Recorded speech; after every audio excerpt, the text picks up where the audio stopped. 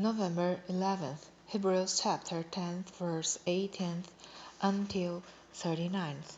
Now our remission of this is, there is no more offering for sin. Having therefore, brethren, boldness to enter into the holiest by the blood of Jesus, by a new and living way, which he hath consecrated for us, through the veil, that is to say, his flesh, and having a high priest over the house of God, let us draw near with a true heart and full assurance of faith, having our hearts sprinkled from an evil conscience, and our bodies washed with pure water.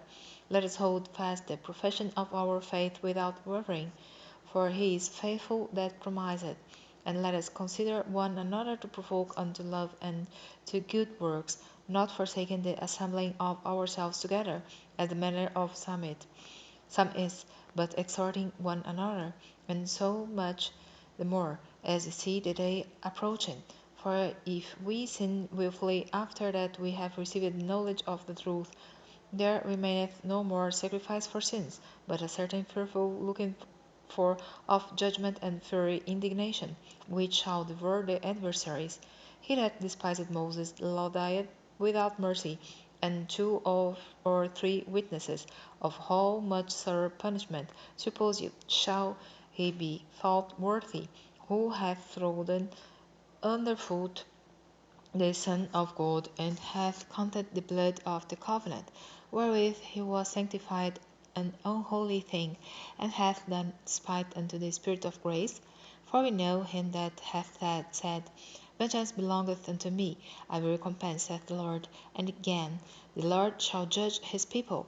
It is a fearful thing to fall into the hands of the living God. But call to remembrance the former days, in which, after you were illuminated, you endured a great fight of afflictions, partly whilst you were made a gazing stock both by reproaches and afflictions, and partly whilst you became companions of them that were so used. For you had compassion of me in my bonds, and took joyfully the spoiling of your goods, knowing in yourselves that you have in heaven a better and an enduring substance. Cast not away therefore your confidence, which hath great recompense of reward. For you have need of patience, that after you have done the will of God, you might receive the promise. For yet a little while, and he that shall come will come, and will not tarry. Now the just shall live by faith. But if any man draw back, my soul shall have no pleasure in him. But we are not of them who draw back unto perdition, but of them that believe to the saving of the soul.